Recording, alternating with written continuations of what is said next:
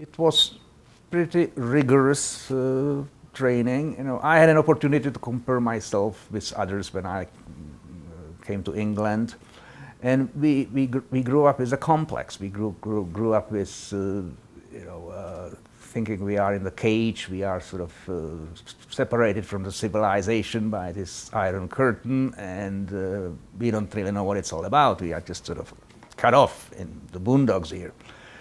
And that made us, I spent hours in the technical library because, interestingly, even though there was censorship, of course, and the newspapers and magazines could not, Western newspapers, Western magazines were not allowed to come in, the technical literature was.